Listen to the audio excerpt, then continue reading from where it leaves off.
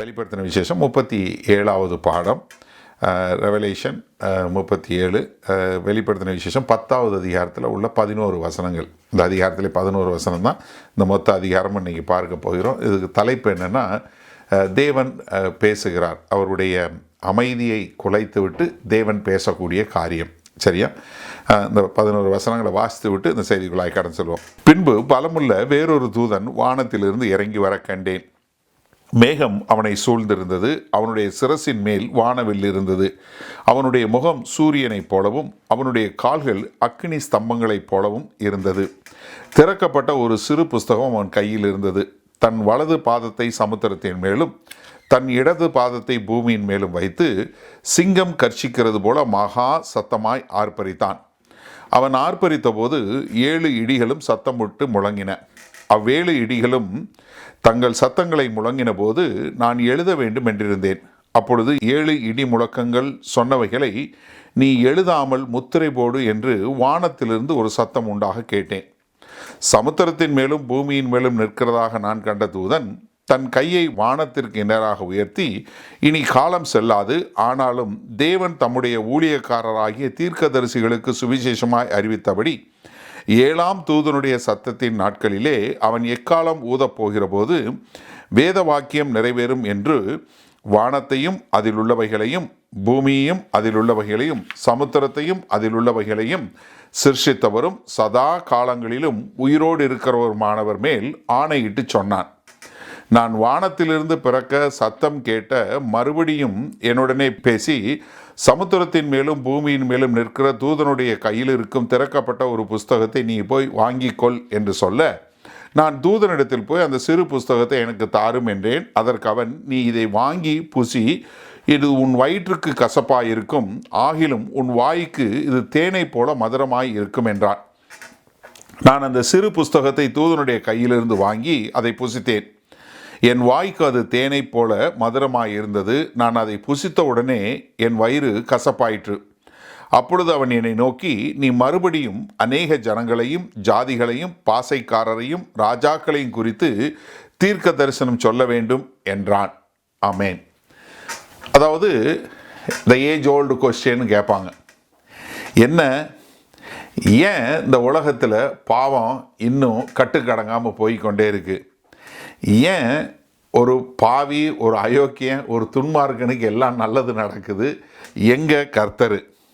ஏன் அவனு துன்மார்க்கனெல்லாம் நல்லா சந்தோஷமாக இருக்கிறான்? ஏன் இந்த சாத்தானையும் சாத்தானுடைய இந்த பிசாசுகளும் ஏன் இப்படி கட்டுக்கடங்காமல் இந்த பூமியில் எல்லா காரியமும் செய்யுது? இது என்னென்னா, எப்போ பார்த்தாலும் இப்படி கேட்கக்கூடிய கேள்வி. அப்படி கேட்கும்போது அடுத்த பக்கத்தில் என்ன கேட்பாங்க? ஏன் கடவுள் இதை நிறுத்த மாட்டேங்கிறார்? ஏன் உங்கள் தேவன் இதை கட்டுப்படுத்த மாட்டேங்கிறாரு? எதுக்கு கர்த்தர் எங்களை நேசிக்கிறாரு, தேவன் என்னை நேசிக்கிறாருன்னு சொல்கிறீங்க? அப்போ ஏன் எனக்கு மட்டும் எல்லாம் தப்பாக நடக்குது? எப்படி? கர்த்தர் என்னை நேசிக்கிறார்னா ஏன் எனக்கு இப்படி தப்பான காரியம் நடக்குது? எப்போ கர்த்தர் இந்த சாத்தானை ஒன்றும் இல்லாமல் பண்ணுவார்? எப்போ இந்த பொல்லாப்பு ஒளியும்? எப்போ இயேசு கிறிஸ்து வர்றேன்னு சொன்னாரே, எப்போ அவர் பூமியை தன்னுடைய ராஜ்யத்துக்குள்ளே கொண்டு வருவார்? எப்போ இயேசு கிறிஸ்து தன்னுடைய ராஜ்யத்தை கொண்டு பாவிகளையும் துரோகிகளையும் அக்கிரமக்காரர்களையும் தண்டித்து எப்போ பண்ணுவார்? எப்போ எப்போ எப்போ எப்போ? இது கேட்கக்கூடிய ஒரு கேள்வி. எப்போ? எல்லா இதுலேயும் வரக்கூடிய கேள்வி. இந்த கேள்விக்கு பதில் சொல்லும்போது தான் கர்த்தர் எப்போ பேசுவார்? கர்த்தர் என்ன அமைதியாக இருக்காரே, உங்கள் கடவுள் பேசவே மாட்டேங்கிறாரே, எப்போ பேசுவாருமோ? இங்கே தான் கர்த்தர் என்ன தன்னுடைய அமைதியை விட்டுவிட்டு இங்கே பேசக்கூடிய ஒரு காரியம். காரணம் என்ன? இங்கே 6ஆம் வசனம் சொல்லும்போது, இனி காலம் செல்லாது. என்ன? இனி இன்னும் காலம் தாமதிக்காது, இனி காலம் செல்லாது என்று சொல்லக்கூடிய ஒரு காரியத்தை பார்க்குறோம். ஏன்னா இங்கே 7வது தேவதூதன் 7வது எக்காலம் ஊத முன்னாடி இங்கே நடக்கக்கூடிய ஒரு காரியம். ஏன்னா அவன் 7ஆம் தூதன் ஊதின உடனே அங்கே முடிவுக்கு வந்துடும். அப்போ அங்கே வரும்போது இங்கே கர்த்தருடைய காரியங்கள் எல்லாம் நிறைவேறக்கூடிய ஒரு காரியம். ஏன்னா 7ஆம் தூதன் ஊதுனான்னா என்ன, கிறிஸ்து வந்துடுவார், பூமியில் தேவனுடைய ராஜ்யம் வந்துடும், சாத்தானும் அவனுடைய பிசாசுகள் எல்லாரும் சேர்ந்து அவங்களுடைய அக்கிரமங்கள்லாம் முடிவுக்கு கொண்டு வரப்பட்டு அவங்கெல்லாம் பாதாளத்தில் அடைக்கப்படுவாங்க. நீதி ராஜ்யம் பண்ணக்கூடியதாக இருக்கும். தேவனுடைய ஞானமும் சத்தியமும் பூமி பூரா நிறைந்ததாக இருக்கும். கிறிஸ்து அங்கே ராஜாவாக இருந்து தேவன் அங்கே ஆளுகை செய்யக்கூடிய ஒரு காரியமாக இருக்கும். அந்த காலத்தில் என்ன நடக்கும்?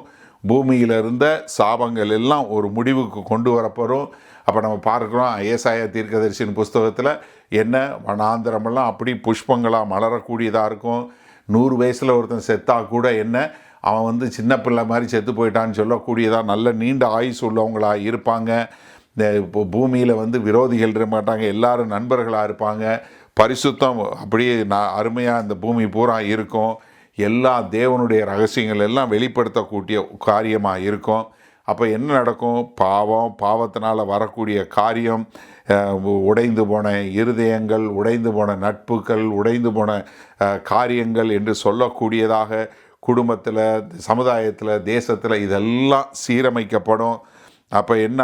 ஒரு ரத்தம் சிந்தி வேர்வை சிந்தி போராடி கஷ்டப்பட்டு நடக்கக்கூடிய எல்லா காரியங்களும் நிறைவேறக்கூடும். அதே சமயத்தில் என்னாகும்?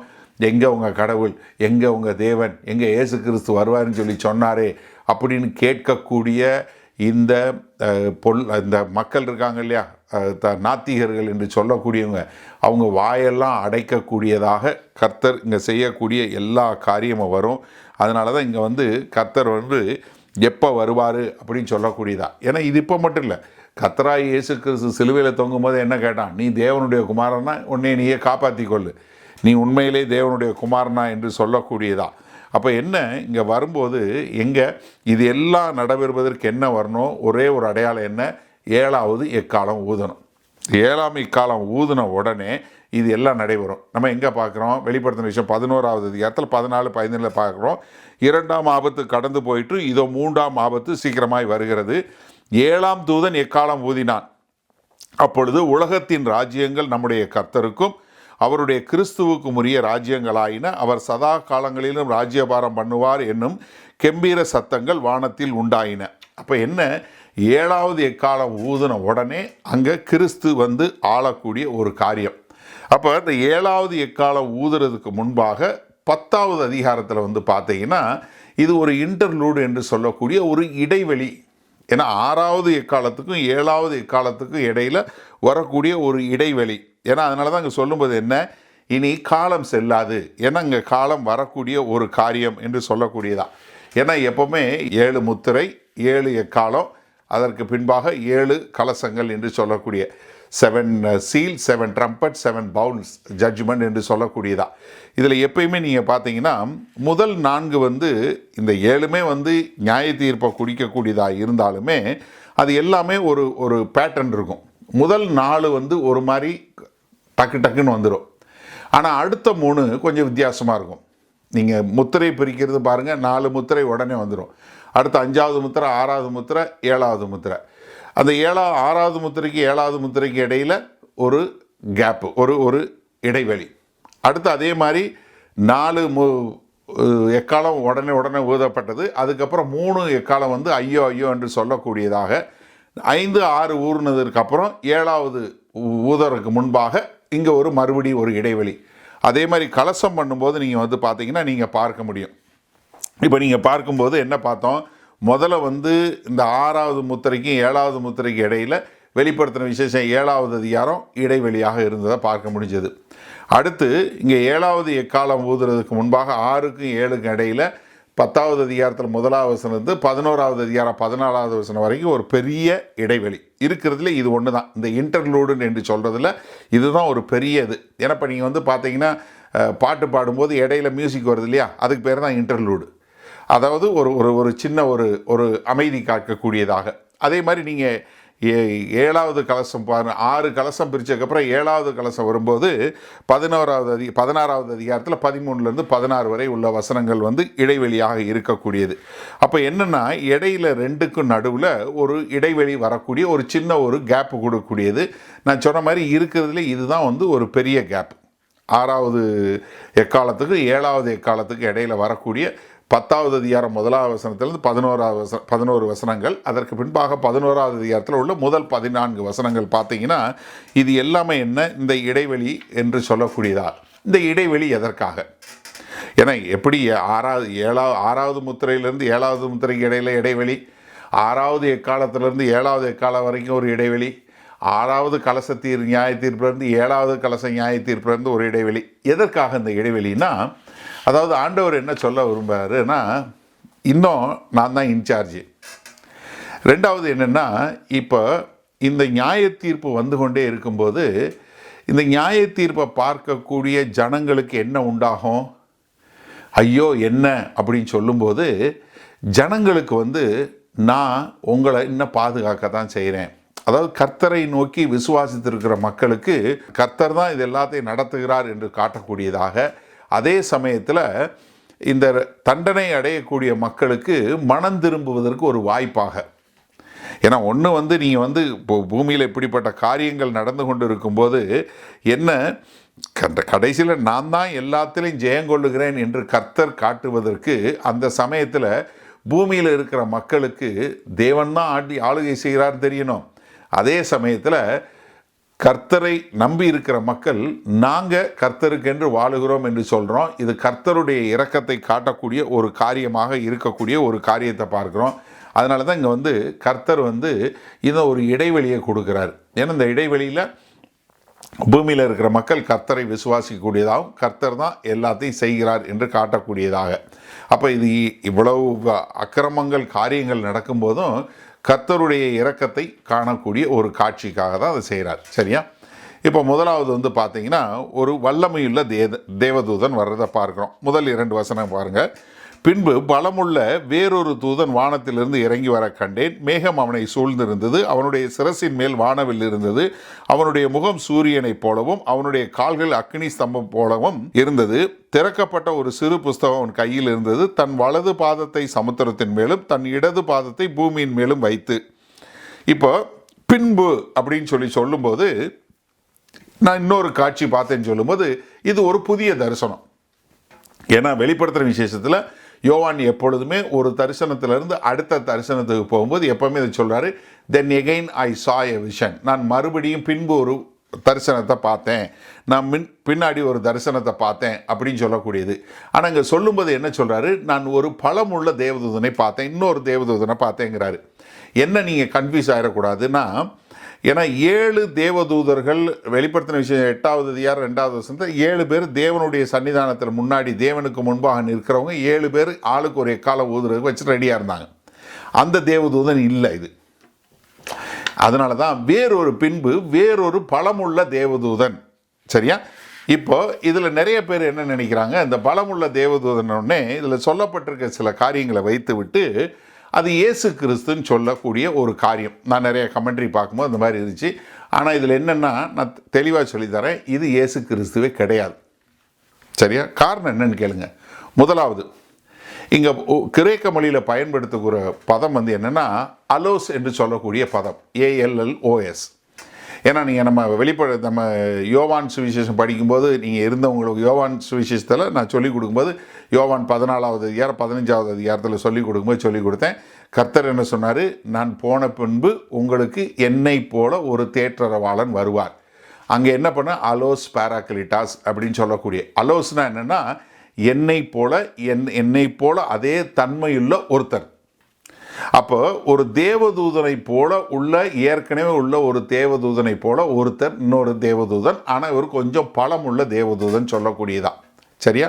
அதனால இது இயேசு கிறிஸ்து கிடையாது. ரெண்டாவது, வெளிப்படுத்தின விசேஷத்தில் எங்கேயுமே இயேசு கிறிஸ்துவை தேவதூதன் என்று குறிப்பிடப்படவே இல்லை. எங்கேயும் எந்த இடத்துலையும் தேவதூதன் என்று குறிப்பிடப்படவே இல்லை. அங்கே முழுவதும் அவருக்கு வந்து என்ன, அவர் வந்து யார் அவருக்குன்னு சொல்லக்கூடிய அவர் தான் ஆல்ஃபா ஒமேகா. நான் போன பாடத்தில் சொல்லிக் கொடுக்கும்போது அவரை பற்றி சொல்லப்பட்ட டைட்டில்ஸ் எல்லாம் சொல்லிக் கொடுத்தேன் இல்லையா? அப்படி அவருக்குன்னு ஒரு பதம் சொல்லப்பட்டிருக்க ஒழிய எங்கேயுமே அவர் தேவதூதன்னு சொல்லப்படல. மூன்றாவதாக, இங்கே இயேசு கிறிஸ்து வந்து இங்கே சொல்லும்போது அவர் என்ன, நான் வந்து இதை உங்களுக்கு வெளிப்படுத்த வந்திருக்கேன். என்ன, இயேசு கிறிஸ்து இந்த கடிதத்தை எழுதுகிறாரு, யோவானுக்கு தரிசனத்தை காட்டி நீ இதை எழுதுங்கிறதுக்காக தான் இது சொல்கிறாரு. ஆனால் இங்கே 5வது வசனம் 6வது வசனம் 8வது வசனம் பார்க்கும்போது நான் வந்து இந்த சத்தம் கேட்டேன், அவன் வந்து சிறு புஸ்தகம் வச்சுருந்தான். அப்போ 7 இடி முழக்கம் விழுந்துச்சு. அதை நான் எழுத போனேன். உடனே எனக்கு இன்னொரு சத்தம் என்ன வந்துச்சு, இதை நீ எழுதாத, முத்திரை போடு, என்ன நீ சீல் பண்ணி வைன்னு சொல்லப்பட்டுச்சு அப்படின்னு. ஆனால் இந்த புஸ்தகத்துக்கு பேர் என்ன, வெளிப்படுத்தல். ஏன்னா இயேசு கிறிஸ்து தான் யார் என்பதை வெளிப்படுத்தக்கூடிய ஒரு புஸ்தகம். இப்போ நீ மூடி வைன்னு சொன்னால் அது இயேசு கிறிஸ்து கிடையாது. ஏன்னா அவர் நீங்கள் வந்து சொல்லும்போது என்ன, இதை நான் வெளிப்படுத்த வந்தேன் அப்படின்னு சொல்லக்கூடிய ஒரு காரியம். அதனால தான் இங்கே சொல்லும்போது என்ன, பின்பு பலமுள்ள வேறொரு தூதன் வானத்திலிருந்து இறங்கி வர கண்டேன். அதில் இன்னொரு காரியம் பாருங்கள். இப்போ இயேசு கிறிஸ்து இறங்கி, இது ஒருவேளை இயேசு கிறிஸ்துவா இருந்து இயேசு கிறிஸ்து சொன்னால் நாலாவதாக என்ன ரீசன் இருக்க முடியாது. இன்னொரு காரியம் சொல்லிடுறேன். இறங்கி வர கண்டேன்னா வானத்திலேருந்து அவர் இறங்கி வந்துட்டார்னா அது 2வது முறை, அப்புறம் மறுபடியும் வந்தார்னா அது 3வது முறை. அப்போ இது இயேசு கிறிஸ்துவா இருக்க வாய்ப்பே கிடையாது. ஆனால் இப்படி பலமுள்ள தேவதூதர்கள் என்று சொல்லக்கூடியதை வெளிப்படுத்தின விஷயம் 5வது அதிகாரம் 7வது வசனத்தில் பார்க்க முடியுது, 8வது அதிகாரம் 18வது வசனத்திலையும் பார்க்க முடியுது. இது ஒரு வேளை மீகாவேலாக இருக்கலாம், இல்லை காபிரியலாக இருக்கலாம். ஏன்னா மீகாவேலுக்கு வந்து அர்த்தம் சொல்லும்போது என்ன பார்க்குறோம், தேவன் ஹூஸ் லைக் அவர் காட் அப்படின்னு சொல்லக்கூடியதா. ஏன்னா நீங்கள் தானியல் 10வது அதிகாரத்தில் பார்க்குறோம், 12வது அதிகாரத்தில் பார்க்குறோம், யூதா 1வது அதிகாரம் 9வது வசனத்தில் பார்க்குறோம், வெளிப்படுத்தின 12வது வசனத்தில் பார்க்குறோம். அதனால் இங்கே வந்து என்ன, தேவதூதர்கள் வந்து இங்கு இருக்கக்கூடிய ஒரு தேவதூதன் வந்து அவர் என்ன அப்படிப்பட்ட ஒரு சிறப்பான தோற்றத்தில் வரக்கூடிய காரியத்தை பார்க்குறோம். ஏன்னா பிரகாசம் வானத்தை போல் இருந்தது, முகம் வந்து சூரியனை போல் இருந்தது, தலையில் வானவில் இருந்துச்சு, இப்படியெல்லாம் சொல்லப்படுது இல்லையா. நீங்கள் எசேக்கியேல் 28வது அதிகாரம் பாருங்கள். ஆன்லைனில் பார்க்குறவங்க நோட்ஸு கீழே டவுன்லோட் பண்ணி பாருங்கள். எசேக்கியேல் 28வது அதிகாரம் 12வது வசனத்திலேருந்து பாருங்கள். மனுபுத்திரனே, நீ தீரு ராஜாவை குறித்து புலம்பி அவனை நோக்கி, கர்த்தராகிய ஆண்டவர் உரைக்கிறது என்னவென்றால், நீ விசித்திரமாய் செய்யப்பட்ட முத்திரை மோதிரம், நீ ஞானத்தால் நிறைந்தவன், பூரண அழகுள்ளவன், நீ தேவனுடைய தோட்டமாகிய ஏதேனில் இருந்தவன். பத்மராகம், புஷ்பராகம், வைரம், படிகப்பச்சை, கோமாதகம், மஸ்பி, எந்திர நீலம், மரகதம், மாணிக்கம் முதல சகலவிதமான இரத்தனங்களும் பொன்னும் உன்னை மூடிக்கொண்டிருந்தது. நீ சிருஷ்டிக்கப்பட்ட நாளில் உன் மேல வாத்தியங்களும் உன் நாகத சுரங்களும் உன்னிடம் ஆயத்தப்பட்டிருந்தது. நீ காப்பாற்றுகிறதற்காக அபிஷேகம் பண்ணப்பட்ட கேருப், தேவனுடைய பரிசுத்த பர்வதத்தில் உன்னை வைத்தேன். அக்கினிமயமான கற்களின் நடுவே உலாவினாய். நீ சிருஷ்டிக்கப்பட்ட நாள் துவக்கி உன்னில் அநியாயம் கண்டுபிடிக்கப்பட்டதும் உன் வெளிகளில் குறையற்றதாய் இருந்தாய். என்ன, உங்ககிட்ட எந்த குறையும் இல்லாமல் அப்படி இருந்த, அவ்வளவு வடிவாய் இருந்த அப்படின்னு சொல்லக்கூடிய ஒரு காரியம். தானியேல் 10வது அதிகாரம் 5, 6 பாருங்களேன். என் கண்களை ஏறெடுக்கையில் சணல் வஸ்திரம் தரித்து தமது அறையில் உப்பாசின் தங்க கச்சையை கட்டி கொண்டிருந்த ஒரு புருஷனை கண்டேன். அவருடைய சரீரம் படிக பச்சையைப் போலவும், அவருடைய முகம் மின்னலின் பிரகாசத்தைப் போலவும், அவருடைய கண்கள் எரிகிற தீபங்களைப் போலவும், அவருடைய புயங்களும் அவருடைய கால்களும் துளக்கப்பட்ட வெண்கல நிறத்தைப் போலவும், அவருடைய வார்த்தைகளின் சத்தம் ஜனக்கூட்டத்தின் ஆரவாரத்தைப் போலவும் இருந்தது. அப்போ என்ன, இங்கே வந்து ஒரு தேவதூதன் என்று சொல்லும்போது நம்ம எண்ணி பார்க்க முடியாதபடி ஒரு பயங்கரமான ஒரு மகிமையாக ஒரு உருவாக்கப்பட்ட ஒரு ஆளுங்கிறத பார்க்குறோம். அதனால் இங்கே சொல்லும்போது 1வது வசனத்தில் என்ன சொல்கிறாரு யோவான் சொல்லும்போது, பின்பு நான் என்ன பார்த்தேன், ஒரு பலமுள்ள தூதன் வானத்திலிருந்து இறங்கி வர கண்டேன். அவனுக்கு என்ன இருந்தது, மேகம் அவனை சூழ்ந்திருந்தது. இப்போ மேகம் அவனை சூழ்ந்திருந்தது அப்படின்னு பார்த்தீங்கன்னா, மேகம் வந்து வேத வசனத்தில் எப்பொழுதுமே நியாய தீர்ப்போடு சம்பந்தப்பட்டது. மேகங்களின் நடுவே வருகிறார் அப்படின்னு சொல்லி சொன்னாலே அது நியாயம் தீர்க்க வரக்கூடிய ஒரு காரியத்தை தான் நம்ம வேத வசனம் முழுவதும் பார்க்குறோம், புதிய ஏற்பாடு முழுவதும். அப்போ மேகம்னு சொல்லும்போது புதிய ஏற்பாட்டில் நியாய தீர்ப்பை குறித்து கொடு. ஏன்னா மத்தேயு 24வது அதிகாரம் 30, 31 பாருங்களேன்.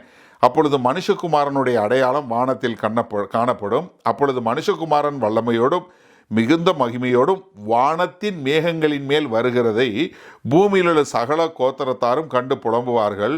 வலுவாய் தொனிக்கும் எக்கால சத்தத்தோடே அவர் தமது தூதர்களை அனுப்புவார்.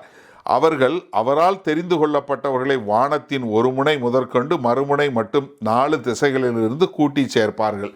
அப்போ என்ன மேகமாக இருந்தது அப்படின்னு சொல்லி சொன்ன என்ன, அவர் நியாய தீர்ப்புக்காக வருகிறார் என்று சொல்லக்கூடியதாக. 2வது என்ன, அவருடைய சிரசின் மேல் வானவில் இருந்தது. இந்த வானவில் என்று சொல்வதற்கு கிரேக்க மொழி பதம் பார்த்தீங்கன்னா ஐரிஸ் என்று சொல்லக்கூடிய பதம், IRIS. நம்ம முன்னாடி இதில் வந்து பார்த்தீங்கன்னா இங்கே UK இமிக்ரேஷனில் வந்து ஐரிஸ்னு ஒன்று வச்சுருந்தாங்க. நீங்கள் வந்து நின்னால் போதும், உங்கள் ஐயை மட்டும் ஸ்கேன் பண்ணும், நீங்கள் அதுக்கப்புறம் இந்த பக்கம் வந்துடலாம். ஏன்னா அதை வந்து டூப்ளிகேட் பண்ண முடியாது அப்படின்னு சொல்லி வச்சுருந்தாங்க. இந்த ஐரிஸுங்கிறது வந்து என்ன பார்த்தீங்கன்னா கிரீக்கில் வந்து ஒலிம்பிக் என்று சொல்லக்கூடிய மெத்தாலஜியில் உள்ளக்கூடிய ஒரு காரியம். அப்போ அது என்னென்னா, அதாவது ஒரு கிரேக்க கடவுள், அந்த பெண் கடவுள் வந்து என்ன ரொம்ப எப்பொழுதுமே அவங்கள சுற்றி ஒரு ஹேலோ, அப்படி ஒரு மகிமை சுற்றி இருக்கக்கூடிய ஒரு காரியம்.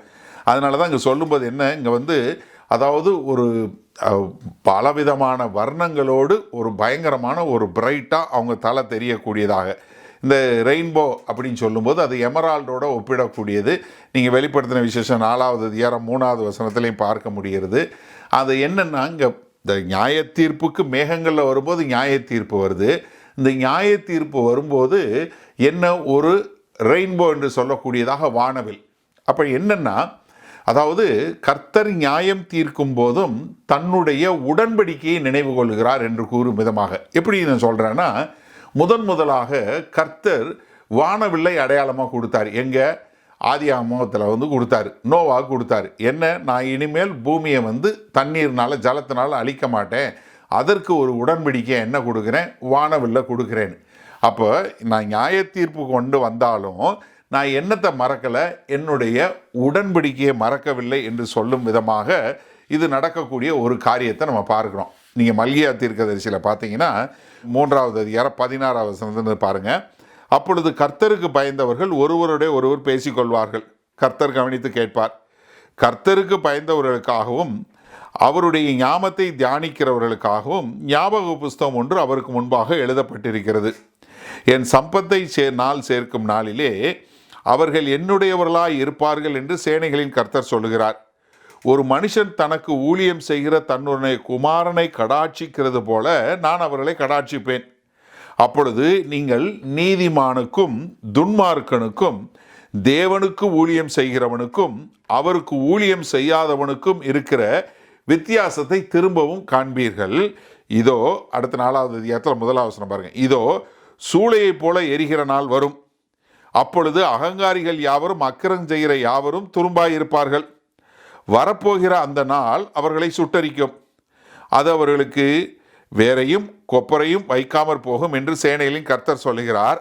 ஆனாலும் என் நாமத்துக்கு பயந்திருந்த உங்கள் மேல் நீதியின் சூரியன் உதிக்கும், அதன் செட்டைகளின் கீழ் ஆரோக்கியம் இருக்கும். நீங்கள் வெளியிலே புறப்பட்டு போய் கொளுத்த கன்றுகளைப் போல வளருவீர்கள், துன்மார்க்கரை மிதிப்பீர்கள். நான் இதை செய்யும் நாளிலே அவர்கள் உங்கள் உள்ளங்கால்களின் கீழ் சாம்பலாய் இருப்பார்கள் என்று சேனைகளின் கர்த்தர் சொல்லுகிறார். அப்போ என்ன, ஒரு நாள் வரப்போகுது, அந்த நாளில் கர்த்தருக்கு பயந்தவர்களுக்கும் கர்த்தருக்கும் ஊழியம் செய்கிறவங்களையும் எப்படி அவர் பாதுகாப்பார், அவங்களுக்கு எப்படி அவர் மடிமுடி சூட்டுவார் என்று சொல்லக்கூடிய ஒரு காரியம். அப்போ என்ன, இங்கே வரும்போது இந்த தேவதூதர்கள் வரும்போது நியாய தீர்ப்பை கொண்டு வரக்கூடியதாக மேகமாக வந்தாலும் கர்த்தர் தன்னுடைய உடன்படிக்கையை மறக்கலை, தனக்குன்னு யார் இருக்காங்களோ அவங்கள பாதுகாக்க அவர் தயங்கலை என்று சொல்லும் விதமாக. அடுத்து 3வது என்ன பார்க்குறோம், அவனுடைய முகம் சூரியனை போலவும். எப்படி, அவ்வளவு பிரகாசமாக இருக்கக்கூடிய ஒரு காரியம். நீங்கள் வெளிப்படுத்தின விஷயம் 18வது அதிகாரத்தில் 1வது வசனத்தில் பார்த்தீங்கன்னா, இவைகளுக்கு பின்பு வேறொரு தூதன் மிகுந்த அதிகாரம் உடையவனாய் வானத்திலிருந்து இறங்கி வர கண்டேன், அவனுடைய மகிமையினால் பூமி பிரகாசமாயிற்று. அப்போ யோசிச்சு பாருங்களேன், ஒரு தேவதூதன் வந்தால் பூமியே பிரகாசமாகுது. எப்படி, மொத்த பூமியே பிரகாசமாகுது ஒரு தேவதூதன் வரும்போது. அப்போ அவனே சூரியன் மாறினா அப்போ எப்படி யோசிச்சு பாருங்க. இப்போ மோசே வந்து ஆண்டவர்கிட்ட கேட்குறார், ஆண்டவரே நான் அவன் பார்க்கணுன்னு. ஆண்டவர் என்ன உன்னை மறைச்சிட்டு போகிறேங்கிறார். இப்போ யோசிச்சு பாருங்கள், நோ ஒண்டர் ஆண்டவர் ஏன் சொல்கிறாரு, என்னை ஒருத்தன் பார்த்து உயிரோடு இருக்க முடியாதுன்னு. ஏன்னா ஒரு தேவதூதனுடைய பிரகாசமே இப்படி இருந்துச்சுன்னா அப்போ ஆண்டவருடைய அந்த மகிமையின் பிரகாசத்தை பார்த்துட்டு யார் உயிரோடு இருக்க முடியும்?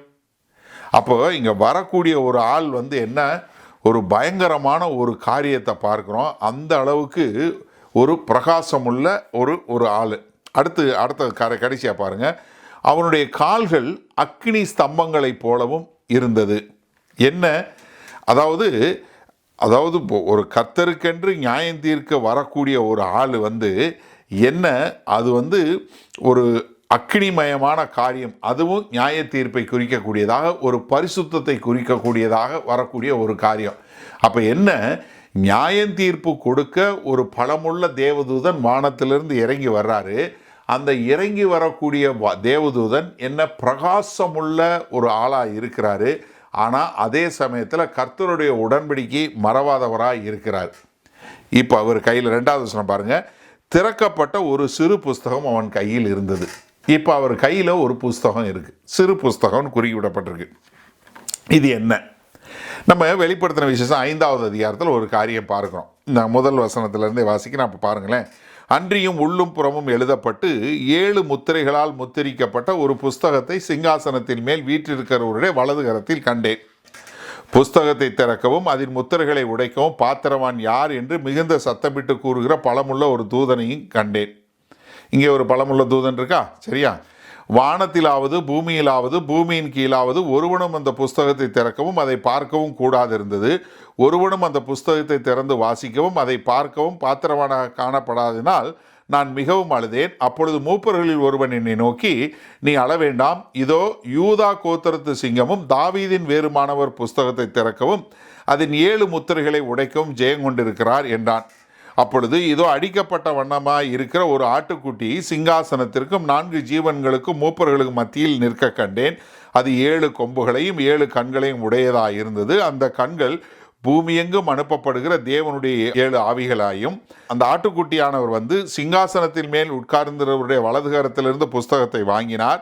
அந்த புஸ்தகத்தை அவர் வாங்கின போது அந்த 4 ஜீவன்களும் 24 மூப்பர்களும் தங்கள் தங்கள் சுரமண்டலங்களையும் பரிசுத்தவான்களுடைய ஜபங்களாகிய தூப வர்க்கத்தால் நிறைந்த பொற்கலசங்களையும் பிடித்து கொண்டு ஆட்டுக்குட்டியானவருக்கு முன்பாய் வணக்கமாய் விழுந்து. இதை நம்ம படித்தோம். என்ன, இந்த பூமிக்குரிய டைட்டில் டீட் என்று சொல்லக்கூடிய இந்த பூமிக்குரிய பத்திரத்தை வாங்கி ஆண்டவர் ஒவ்வொரு முத்திரையாக பிரிக்கிறாரு. அந்த நியாய தீர்ப்பில் தான் நம்ம இருக்கிறோம். அப்போ இது இங்கே பார்க்கிறது என்ன, இது பூமிக்கு அடுத்த காரியம். எப்படி சாத்தான் இங்கே ஆளுகை செய்கிறானோ அதை எடுத்துக்கொண்டு கர்த்தராகிய இயேசு கிறிஸ்து இங்கே அதை நியாய தீர்ப்பு செய்ய போகிறாரு. அந்த நியாய தீர்ப்பு செய்யும்போது தான் சாத்தான் கீழே விழ தள்ளப்படுறான். அவனுக்கு அவனுடைய முடிவு வரக்கூடிய ஒரு காரியத்தை பார்க்குறோம். இதைத்தான் அந்த புஸ்தகம். இப்போ அந்த புஸ்தகத்தை இங்கே சொல்லும்போது அது என்ன சொல்கிறாரு, சிறு புஸ்தகம்னு சொல்கிறார். கர்த்தருடைய கையில் அந்த புஸ்தகம் இருக்கும்போது அது எதாக இருக்கும், சிறுசாக தான் காணப்படும். ஏன்னா அவருடைய கையில் இருக்கும்போது என்ன, அது ஒரு சிறு புஸ்தகமாக தான் காணப்படும்.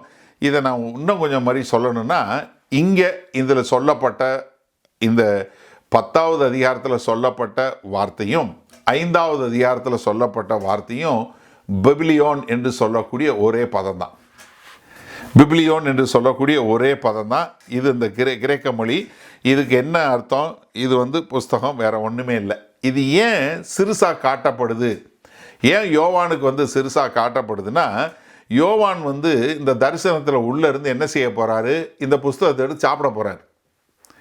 அதனால் அந்த காட்சியை காண்பதற்காகத்தான் இங்கே என்ன சொல்லப்படுது, அது சிறு புஸ்தகம் என்று அவருக்கு காட்டப்படக்கூடிய ஒரு காரியத்தை நம்ம பார்க்குறோம். ஏன்னா அங்கே சொல்லும்போது இதை நீ என்ன பண்ணு, இதில் எழுதியிருக்க எல்லாத்தையும் நீ எல்லாருக்கும் சொல்லுங்கிறார். ஏன்னா 11வது வசனம் சொல்லும்போது எல்லா பாசைக்காரர், எல்லா ராஜாக்கள், எல்லா மக்களுக்கும் நீ சொல்லு என்று சொல்லக்கூடியதாக. அப்போ இங்கே என்னென்னா, இது கடைசி நியாய தீர்ப்பு. இதில் எழுதப்பட்டிருக்கு, எல்லாம் வெளியரங்கமாக்கப்பட்டது. ஏன்னா எல்லா முத்திரையும் உடைக்கப்பட்டு விட்டது. அதனால் இது சின்ன புஸ்தகமாக யோவானுக்கு காட்டப்படுகிறது. இப்போ அந்த 2வது வசனத்தில் பின்பகுதி பாருங்கள், தன் வலது பாதத்தை சமுத்திரத்தின் மேலும் தன் இடது பாதத்தை பூமியின் மேலும் வைத்து. அப்போ நீங்கள் பாருங்கள், இந்த தேவதூதனுடைய சைஸுக்கும் அவன் கையில் வச்சுருக்க புஸ்தகமும் எப்படி இருக்கணும். ஏன்னா ஒரு பாதம் சமுத்திரத்து மேலேயும் இன்னொரு பாதம் பூமியின் மேலுன்னா அப்போ எவ்வளோ பெரிய ஒரு ஜைஜாண்டிக் ஃபிகராக அவர் இருக்கணும். ஏன்னா சாத்தான் எல்லாத்தையும் ஆளுகை செய்கிறவனாக இருந்தான். ஆனால் இப்போ ஆண்டவர் என்ன பண்ணுறாரு, தன்னுடைய he puts is foot down, நான் போட்டு நான் ஆள் அனுப்புகிறேன்டா அப்படின்னு சொல்லக்கூடியதாக. ஏன்னா இது என்னென்னா, இது முழுவதும் எனக்கு சொந்தம், இதை நான் எடுக்கிறேன் அப்படின்னு சொல்லக்கூடிய ஒரு அடையாளத்திற்காகத்தான், ஒரு அடையாளமாக இதை செய்யக்கூடிய ஒரு காரியத்தை நம்ம பார்க்குறோம். அதனால தான் இங்கே வந்து பார்க்கும்போது ஏற்கனவே நம்ம பார்த்தோம், அந்த முத்திரை பிரிக்கப்படும் போது என்ன, அந்த எக்காலை ஊதும்போது 4வது எக்காலை ஊதப்படும் போது என்ன பார்த்தோம், பூமியில் 4ல் ஒரு பங்கு போயிடுச்சு, அதுக்கப்புறம் 3ல் ஒரு பங்கு போயிடுச்சு. அவ்வளோ பெரிய ஒரு காரியம் நடந்துருச்சு. இப்போது 3வது வசனம் பாருங்கள். சிங்கம் கர்ச்சிக்கிறது போல மகா சத்தமாய் ஆர்ப்பரித்தான். அவன் ஆர்ப்பரித்த போது 7 இடிகளும் சத்தமிட்டு முழங்கின. அப்போ என்னென்னா, இந்த வல்லமையும் இந்த அதிகாரமும் எங்கேருந்து வந்துச்சு? தேவன்கிட்ட வந்தது. ஏன்னா அந்த தேவன் வந்து இந்த தேவதூதன் யார்? தேவன்கிட்ட அதிகாரம் பெற்றவனாய் பூமியின் மீது நியாய தீர்ப்பு செலுத்தக்கூடிய அதிகாரம் பெற்றவனாக வந்ததுனால தான் அவன் என்ன பண்ணுறான், இப்படிப்பட்ட ஒரு இடி முழக்கம் உள்ள ஒரு காரியத்தை நம்ம பார்க்குறோம்.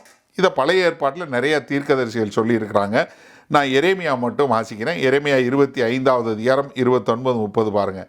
இதோ தீங்கை கட்டளையிட நான் என் நாமம் தரிக்கப்பட்ட நகரத்திலே துவக்கும் போது நீங்கள் தண்டனைக்கு தப்புவீர்களோ?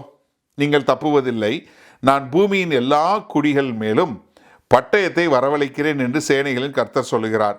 ஆதலால் நீ அவர்களுக்கு விரோதமாக இந்த வார்த்தைகளை எல்லாம் தீர்க்க தரிசனமாக உரைத்து அவர்களை நோக்கி, கர்த்தர் உயரத்திலிருந்து கர்ச்சித்து, எப்படி? கர்த்தர் உயரத்திலிருந்து கர்ச்சித்து தமது பரிசுத்த ஸ்தலத்திலிருந்து தம்முடைய சத்தத்தை காட்டி தம்முடைய தாபரத்துக்கு விரோதமாய் கர்ச்சிக்கவே கர்ச்சித்து ஆலையை மிதிக்கிறவர்கள் ஆர்ப்பரிப்பது போல பூமியினுடைய எல்லா குடிகளுக்கும் விரோதமாக ஆர்ப்பரிப்பார் என்று சொல் என்றார். என்ன கர்த்தர் பேசுவது எப்படின்னா, கர்ச்சிக்கிறது போல. நீங்கள் இதை வந்து நிறைய இடங்களில் பார்க்க முடியும். ஓசியா 11வது அதிகாரம் 10வது வசனம், யோவேல் 3:16, ஆமோஸ் 1:8, ஆமோஸ் 3:8, இது நிறைய இடங்களில் பழைய ஏற்பாடு முழுவதும் பார்க்க முடியும். என்ன இங்கே வந்து தேவன்கிட்ட ஒரு அதிகாரம் பெற்ற ஒரு தேவதூதன் பேசும்போது எப்படி இருக்குது, கர்ச்சிக்கக்கூடிய ஒரு காரியமாக இருக்கிறத நம்ம பார்க்குறோம். இப்போ 7 இடிகளும் உழக்கூடியது. இந்த இடி முழக்கங்கள் அப்படின்னு சொல்லும்போது நம்ம என்ன பார்த்தோன்னா, இது கர்த்தர் பேசும்போது கேட்கக்கூடிய சத்தம் எப்படி இருக்குது, இடி இடிக்கிறது போல தான் இருக்குது. அவங்களுக்கு எப்படி கேட்குது, இடிக்கிறது போல், இடி இடிக்கிறது போல். இதுக்கு நல்ல ஒரு உதாரணம் என்னன்னு பார்த்தீங்கன்னா, 1 சாமுவேல் புஸ்தகம் 1வது அதிகாரத்தில் ஒரு சம்பவம் பார்க்குறோம். 7வது அதிகாரத்தில் என்ன, பிலிஸ்தியர்கள் வந்து இஸ்ரவேல் தேச மக்களுக்கு எதிராக போரடிக்க வர்றாங்க. அவங்க வந்து எல்லாம் கூடி இருக்கும்போது கர்த்தர் என்ன பண்ணுறாரு, 10வது வசனம் பாருங்கள். சாமுவேல் சர்வாங்க தகன பலியை செலுத்துகையில் பெலிஸ்தர் இஸ்ரவேலின் மேல் யுத்தம் பண்ண நெருங்கினார்கள். கர்த்தர் மகா பெரிய இடி முழக்கங்களை பெலிஸ்தர் மேல் அந்நாளிலே முழங்க பண்ணி அவர்களை கலங்கடித்ததினால் அவர்கள் இஸ்ரவேலுக்கு முன்பாக பட்டு விழுந்தார்கள்.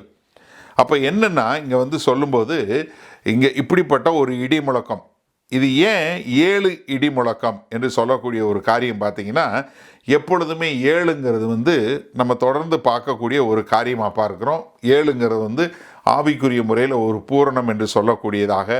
அதனால தான் 7ங்கிறது ஒரு பெர்ஃபெக்ஷனாக 7 முத்திரை, 7 எக்காலம், 7 கலசம், அதே மாதிரி இங்கே 7 இடி முழக்கம் என்று சொல்லக்கூடியதாக.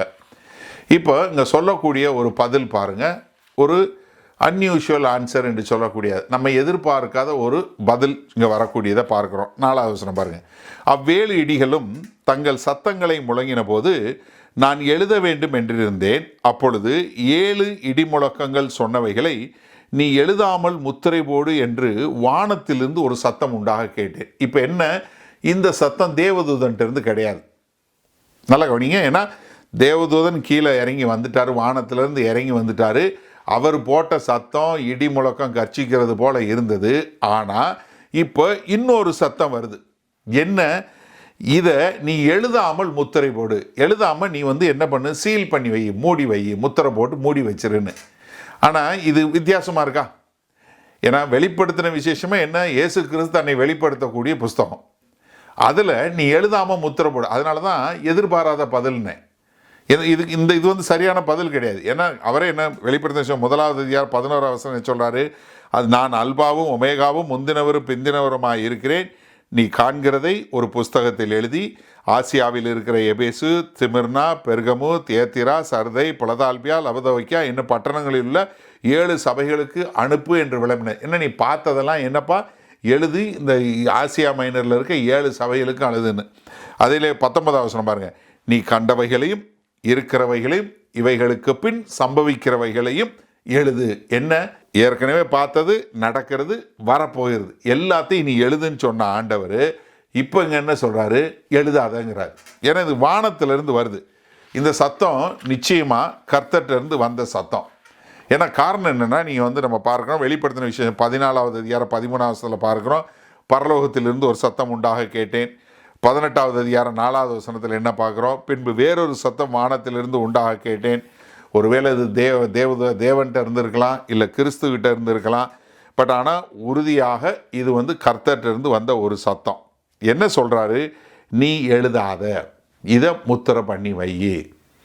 ஏன்னா இது அவர்கள் எதிர்பார்த்தது, அவர் சொன்னது எல்லாத்தையும் எழுதினார். இப்போ இந்த இடி முழக்கத்தை மட்டும் நீ எழுதாத அப்படின்னு சொல்கிறாரு. தானியேல் 8வது அதிகாரம் 26, 27 பாருங்கள். சொல்லப்பட்ட ராப்பகல் தரிசனம் சத்தியமாய் இருக்கிறது. ஆதலால் இந்த தரிசனத்தை நீ மறைத்து வை. எப்படி? நீ மறைத்து வை, அதற்கு இன்னும் அநேக நாள் செல்லும் என்றான். தானியேலாகிய நான் சோர்வடைந்து சில நாள் வியாதிப்பட்டிருந்தேன். பின்பு நான் எழுந்திருந்து ராஜாவின் வேலையை செய்து அந்த தரிசனத்தினால் திகைத்து கொண்டிருந்தேன். ஒருவரும் அதை அறியவில்லை. என்ன இங்கே எழுதாதன்னு சொன்னது இதே மாதிரி ஒருத்தர் அறியாது. அதே மாதிரி வெளிப்படுத்தின விசேஷம் 22வது அதிகாரம் 10வது வசனம் பாருங்கள். பின்னும் அவர் என்னை நோக்கி, இந்த புஸ்தகத்தில் உள்ள தீர்க்க தரிசன வசனங்களை முத்திரை போட வேண்டாம், காலம் சமீபமாய் இருக்கிறது. என்ன முதல்ல என்ன சொன்னார்? எல்லாத்தையும் எழுதுன்னு யோவான்ட்ட சொன்னார். கடைசியில் என்ன பண்ணுறாரு? எல்லாத்தையும் எழுதுங்க, எல்லாத்தையும் காட்டுங்கிறார். ஆனால் இங்கே என்ன சொல்கிறாரு? இங்கே நீ அதை முத்திரை போட்டு வை அப்படின்னு சொல்லக்கூடிய ஒரு காரியம். ஏன்னா சில நேரங்களில் கர்த்தருடைய காரியங்கள் நமக்கு தெரியாது, நம்மளால் அறிஞ்சு கொள்ள முடியாது. ஏன்னா ஆண்டவர் எதை நமக்கு வெளிப்படுத்தணும்னு நினைக்கிறாரோ அதை வெளிப்படுத்துகிறாரு, எதை வெளிப்படுத்தலை. ஏன்னா யோபு 37:5 சொல்லும்போது, தேவன் தம்முடைய சத்தத்தை ஆச்சரியமான விதமாக குமுற பண்ணுகிறார், நாம் கிரகிக்கக்கூடாத பெரிய காரியங்களை அவர் செய்கிறார். நம்மளுடைய கற்பனைக்கு எட்டாத, நம்முடைய அறிவுக்கு எட்டாத காரியங்களை கர்த்தர் செய்கிறாரு. அதனால் சில நேரங்களில் அது பண்ணுறதில்லை. சரியா? அதனால் நிறைய நேரங்களில் நம்ம வாழ்க்கையில் நடக்கிறது நமக்கு தெரியாது. அதனால் நீங்கள் அதை கிரகிக்கணும்னு பண்ணி முடிவு பண்ணாதீங்க, விட்டுருங்க, கர்த்தர்கிட்ட விட்டுருங்க. 5வது வசனம் பாருங்கள். சமுத்திரத்தின் மேலும் பூமியின் மேலும் நிற்கிறதாக நான் கண்ட தூதன் தன் கையை வானத்துக்கு நேராக உயர்த்தி. எப்படி? ஒரு கையை வானத்துக்கு நேராக உயர்த்துறார். இப்போ எப்படின்னா, இந்த கையில் புஸ்தகம் வச்சுருக்கிறாருன்னு வச்சுக்கோங்க, இந்த கையை தூக்குறார். இது எதுக்காக இப்படி செஞ்சால் என்ன அர்த்தம்? அவர் ஒரு உறுதிமொழி எடுக்கிறார், ஓத் எடுக்கிறார்னு அர்த்தம். இங்கே கிரேக்க மொழியில் சொல்லப்பட்ட இந்த வினைச்சொல், இந்த வேர்ப் என்னென்னா, அது என்ன? ஒரு மனுஷன் ஒரு இது நீதிமன்றத்தில் சொல்கிற மாதிரி என்ன ஒரு வாக்கு கொடுக்கக்கூடிய ஒரு காரியம். இதே வார்த்தை தான் தானியேல் 12:7 சொல்லுது. என்ன சொல்லுது? இது என்ன? கையை வானத்துக்கு நேராக உயர்த்துது. இந்த கையை எதுக்காக நீதிமன்றத்தில் உயர்த்த சொல்கிறாங்க? கர்த்தர் இருக்கிறார், நான் கர்த்தருக்கு முன்பாக, வானத்திற்கு முன்பாக நான் சாட்சி சொல்லுகிறேன் என்று சொல்லக்கூடியதாக. ஏன்னா நம்ம சொல்லும்போது நீதிமன்றத்தில் சொல்கிறாங்க இல்லையா, நான் சொல்லுவதெல்லாம் உண்மையை தவிர வேறொன்று இல்லை அப்படின்னு சொல்கிறாங்க இல்லையா, அந்த மாதிரி அது சொல்லும் போதே பொய் சொல்கிறாங்கன்னு நமக்கு நல்லா தெரியும். இருந்தாலும் அது சொல்லுவோம். ஆனால் இது என்ன? கர்த்தருக்கு முன்பாக நான் வாக்கு சொல்லுகிறேன் அப்படின்னு சொல்லக்கூடிய ஒரு காரியம். அதில் சொல்லும் பாரு 7வது வசனம் பாருங்கள். வானத்தையும் அதில் உள்ளவைகளையும், பூமியும் அதில் உள்ளவைகளையும், சமுத்திரம் அதில் உள்ளவைகளையும் சிருஷ்டித்தவரும் சதா காலங்களிலும் உயிரோடு இருக்கிறவமானவர் ஆணையிட்டு சொன்னார். என்ன யார் மேலே ஆணையிட்டு சொல்கிறாரு? சகலத்தையும் உண்டாக்கிய தேவன் பேது, எல்லாத்துக்கு மேலே படைத்த அந்த தேவன் பேரில் ஆணையிட்டு கொடுக்குறான். அண்ணே, இது கான்ட்ரடிக்டால இருக்குது. நம்ம தான் ஆணையிடக்கூடாதுன்னு கர்த்தராய் இயேசு கிறிஸ்து மலைப்பிரசங்கத்திலையும் சொல்லி இருக்கிறாரு. யாக்கோபு 5வது அதிகாரம் 12வது வசனத்தில் சொல்லும்போது, விசேஷமாக என் சகோதரரே, வானத்தின் பேரிலாவது பூமியின் பேரிலாவது வேற எந்த ஆணையிலாவது சத்தியம் பண்ணாதிருங்கள், நீங்கள் ஆக்கினைக்குள்ளாக தீர்க்கப்படாதபடிக்கு உள்ளதை உள்ளதென்றும் இல்லதை இல்லதென்றும் சொல்ல கடவீர்கள் அப்படின்னு சொல்லக்கூடிய ஒரு காரியமால இருக்குது. இது யாருக்கு? நமக்கு பொருந்தும். நம்ம மனுஷர்கள், விழுந்து போகக்கூடிய மக்கள். இங்கே ஆணையிடுறது யாரு? பரிசுத்த தேவதூதன்.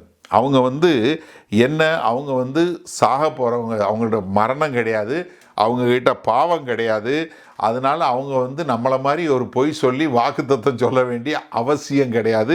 அதனால் அவர்கள் சொல்லலாம். இது மாத்திரமல்ல, எபிரேயர் 6வது அதிகாரம் 13வது வசனம் சொல்லும்போது, ஆபிரகாமுக்கு தேவன் வாக்குத்தத்தம் பண்ணும்போது ஆணையிடும்படி தம்மிலும் பெரியவர் ஒருவரும் இல்லாதபடியினாலே தமது பேரில் தானே ஆணையிட்டு. அப்போ என்ன, ஒரு மரணமடையாத பாவமடையாத ஒரு பரிசுத்தம் உள்ளவர்கள் செய்யக்கூடிய ஒரு காரியம். அதனால தான் அவர்கள் செய்யலாம், நம்ம செய்யக்கூடாது. இங்கே சொல்லும்போது என்ன, இங்கே கர்த்தர் எப்போதும் உயிரோடு இருக்கக்கூடிய ஒருத்தர் மேலே, அவர் மேலே ஆணையிட்டு அவர் என்ன சொல்கிறாரு, இனி காலம் செல்லாது. அவர் கொடுக்குற என்ன ஆணை இடுறாரு, இனி காலம் செல்லாது.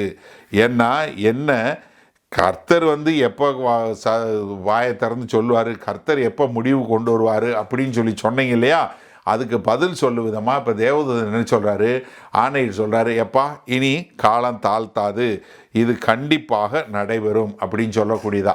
ஏன்னா இயேசு கிறிஸ்து மத்தேயு 24வது அதிகாரம் 3வது வசனத்தில் கேட்டாங்க, ஆண்டவரே உம்முடைய வருகையின் காலம் எப்படி இருக்கும், கடைசி நாட்கள் எப்படி இருக்குன்னு.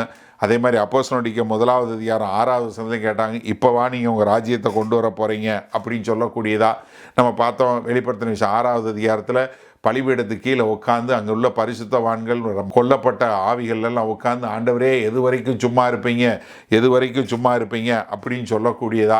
நம்ம கிறிஸ்தவர்கள் நம்ம ஜெபம் பண்ணிக்கொண்டே இருக்கோம், பரமண்டலத்தில் செய்யப்படுவதில் பூலோகத்திலும் செய்யப்படுவதாகன்னு சொல்லி அது எல்லாம் நிறைவேறக்கூடிய ஒரு காரணம். அதனால தான் 6வது சொல்லும் என்ன சொல்கிறாரு, இனி காலம் செல்லாது, ஆனாலும் தேவன் தம்முடைய ஊழியக்காரராகிய தீர்க்கதரிசிகளுக்கு சுவிசேஷமாய் அறிவித்தபடி 7ஆம் தூதனுடைய சத்தத்தின் நாட்களிலே அவன் எக்காலம் ஊதப் போகிற போது தேவ ரகசியம் நிறைவேறும்.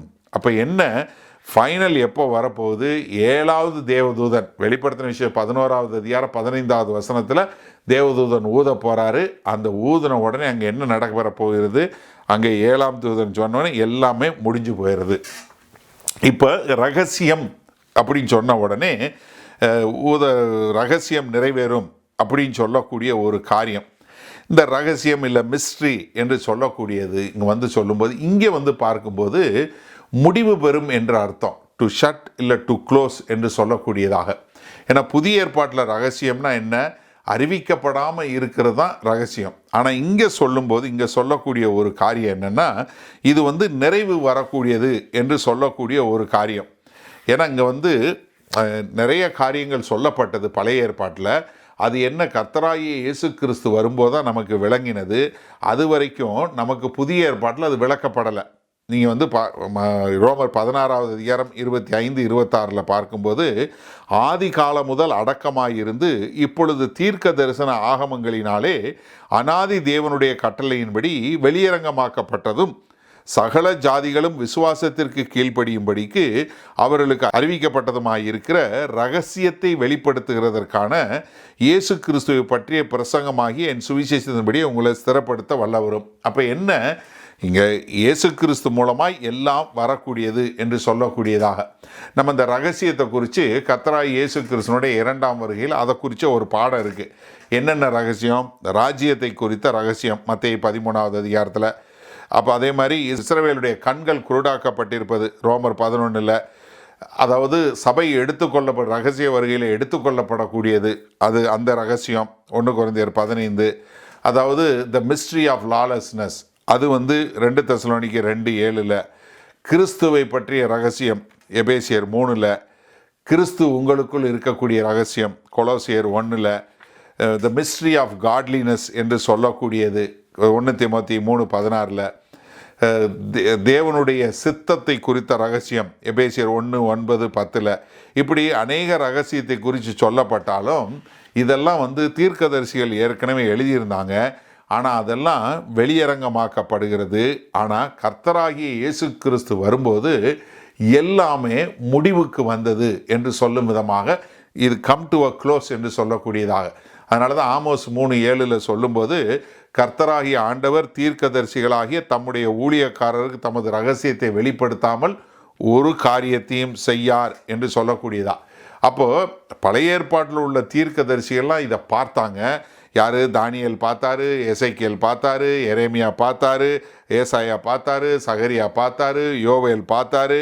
ஆனால் இதெல்லாம் என்ன, அவர்களுக்கு ரகசியமாக இருந்தது. புதிய ஏற்பாட்டில் நமக்கு என்ன, அது முடிவுக்கு வரக்கூடிய காரியமாக இப்போ கர்த்தர் அந்த காரியத்தை செய்யக்கூடியவராக இருக்கிறார்.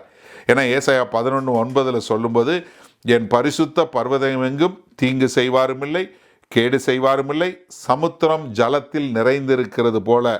எப்படி சமுத்திரம் ஜலத்தினால் நிறைந்திருக்கிறது போல பூமி கர்த்தரை அறிகிற அறிவினால் நிறைந்திருக்கும். எப்படி பூமி முழுவதும் கர்த்தருடைய நாமத்தை அறிந்து கொள்ளக்கூடியதாக கர்த்தருடைய அறிவு நிறைந்திருக்கும் என்று சொல்லக்கூடியதாக.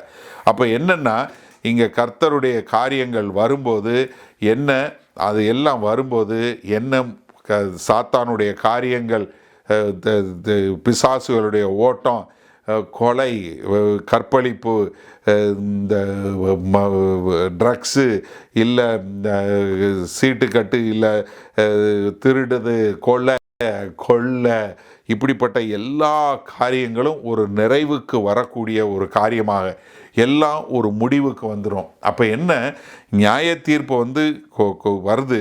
அந்த நியாய தீர்ப்புக்கு முன்பாக இதெல்லாம் ஒரு முடிவுக்கு வரக்கூடியதாக. அப்போ அந்த முடிவு வரும்போது கர்த்தர் என்ன, சாத்தானை பார்த்து என்ன சொல்லுவார், இதுதான் உன்னுடைய அழிவு. பொல்லாப்பை பார்த்து என்ன சொல்லுவார், இதுதான் உங்களுடைய கடைசி நாட்கள். பிசாசுகளை பார்த்து இதுதான் உங்களுடைய கடைசியாக நீங்கள் சுதந்திரமாக இருக்கக்கூடியது. ஆண்டவர் அறியாத மக்கள்கிட்ட இதுதான் உனக்கு இருக்கிற கடைசி நம்பிக்கை. ஆனால் நம்மளை பார்த்து, ரட்சிக்கப்பட்ட மக்களை பார்த்துன்னு சொல்லுவார், இதுதான் நீங்கள் கடைசியாக அனுபவிக்க போகிற பாடு அப்படின்னு சொல்லக்கூடியதாக கர்த்தர் சொல்லக்கூடியது. இப்போ அவங்களுக்கு ஒரு வேலை கொடுக்குறார். என்ன வேலை? அசைன்மெண்ட்டு. 8வது வசனம் 11வது வசனம் பாருங்கள். நான் வானத்திலிருந்து பிறக்க கேட்ட சத்தம் மறுபடியும் என்னுடனே பேசி, சமுத்திரத்தின் மேலும் பூமியின் மேலும் நிற்கிற தூதனுடைய கையில் இருக்கும் திறக்கப்பட்ட ஒரு சிறு புஸ்தகத்தை நீ போய் வாங்கிக்கொள் என்று சொல்ல. என்ன, இந்த பக்கமும் இந்த பக்கம் காலை வச்சு நிற்கிற அந்த தேவதூதன் போய் அந்த புஸ்தகத்தை வாங்கிக்கோன்னு சொல்கிறார். யோவான் சொல்கிறார், நான் தூதனிடத்தில் போய், எப்படி இவர் தரிசனம் பார்க்குறாரு, அந்த தரிசனத்தில் தானும் ஒரு பங்காக இருக்கிறார். ஏன்னா தரிசனம் பார்க்கறது வெளியே நடக்கிறது மாத்திரம் இல்லை, அந்த தரிசனத்தில் இவரும் உள்ளே இருக்கிறார். நான் அவர் தூதன்ட்ட போய் என்ன சொல்கிறாரு, அந்த சிறு புஸ்தகத்தை எனக்கு தாரும் என்றேன். அதற்கு அவன், நீ இதை வாங்கி புசி, இது உன் வயிற்றுக்கு கசப்பாய் இருக்கும், ஆயிலும் உன் வாய்க்கு இது தேனை போல மதுரமாய் இருக்கும் என்றான். இப்போ என்ன, தேவதூதன் புஸ்தகத்தை கொடுத்து வாசின்னு சொல்லலை. ஏன்னா இங்கே எப்படி ஒரு நம்ம எதிர்பாராத ஒரு கேள்வி என்ன கேட்டார், எப்பா நீ இது எழுதி மற்றவங்களுக்கு அறிவின்னு சொன்னவர், இல்லை இதை முத்திரை போட்டு வைன்னு சொன்னார். அதே மாதிரி இங்கே நீ வாசின்னு சொல்லாமல் என்ன பண்ணுறாரு, அதை வாங்கி புசிடு, நீ சாப்பிடும்போது வாய்க்கு ருசியாக இருக்கும், வயிற்றில் கசப்பாக இருக்கும் அப்படின்னு சொல்ல. நான் அந்த சிறு புஸ்தகத்தை தூதனுடைய கையிலிருந்து வாங்கி அதை புசித்தேன். என் வாய்க்கு அது தேனை போல மதுரமாய் இருந்தது. நான் அதை புசித்தவுடன் என் வயிறு கசப்பாயிற்று. அப்பொழுது அவன் என்னை நோக்கி, நீ மறுபடியும் அநேக ஜனங்களையும் ஜாதிகளையும் பாசைக்காரரை ராஜாக்களையும் குறித்து தீர்க்க தரிசனம் சொல்ல வேண்டும் என்றான். இப்போ என்ன, ஆண்டவர் என்ன சொல்கிறாரு, இதை வாங்கி நீ புசி. இப்போ நீ புசிக்கும்போது வாயில் தேனாட்டம் இருக்கும், வயிற்றுக்குள்ளே கசக்கும். இது எங்கன்னா எசேக்கியேல் 2வது அதிகாரத்தில் எப்படி சொல்லும்போது, இந்த இஸ்ரவேல் தேச மக்கள் எப்படி பொல்லாப்புள்ளவங்களாக இருக்கிறாங்க, அவங்க மேலே வரப்போகிற காரியங்களை குறித்து எசேக்கியேல் 2வது அதிகாரத்தில் சொல்லிவிட்டு 3வது அதிகாரத்தில் சொல்லும்போது எசேக்கியேல் 3 முதல் 3 வசனங்கள் பாருங்கள். பின்பு அவர் என்னை நோக்கி, மனுபுத்திரனே, நீ காண்கிறதை புசி, இந்த சுருளை நீ புசித்து இஸ்ரவேல் சந்ததியாரிடத்தில் போய் அவருடைய பேசு என்றார். அப்படியே என் வாயை திறந்தேன். அப்பொழுது அவர் அந்த சுருளை எனக்கு புசிக்க கொடுத்து, மனுபுத்திரனே, நான் உனக்கு கொடுக்கிற இந்த சுருளை நீ உன் வயிற்றிலே உட்கொண்டு அதனால் உன் குடல்களை நிரப்புவாயாக என்றார். அப்பொழுது நான் அதை புசித்தேன். அது என் வாய்க்கு தேனை போல தித்திப்பாய் இருந்தது.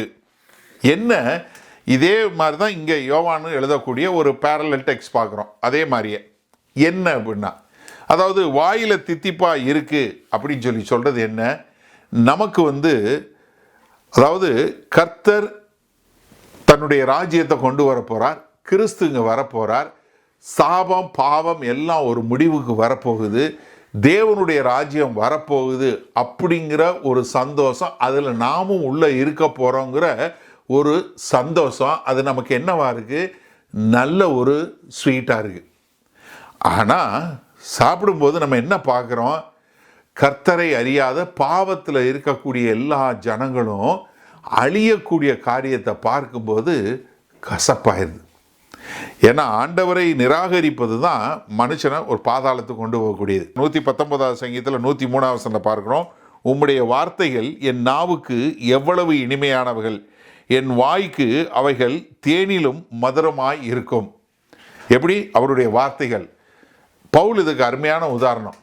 பவுல் சொல்கிறாரு, எப்பா உடன்படிக்கை உங்ககிட்ட தான் இருக்குது, நீங்கள் தான், கர்த்தரும் உங்களுடைய சந்ததியில் தான் வந்தார், தேவ ஆராதனை உங்ககிட்ட தான் இருக்குது, பலிகள் உங்ககிட்ட தான் இருக்குது, உடன்படிக்கை, வாக்கு தத்தங்கள், வேத வசனம் எல்லாமே உங்ககிட்ட தான் இருக்குது, எல்லாத்தையும் நீங்கள் பெற்றீங்க, ரட்சிப்பு உங்ககிட்ட தான் இருக்குது, நான் ரட்சிக்கப்பட்டுட்டேன்.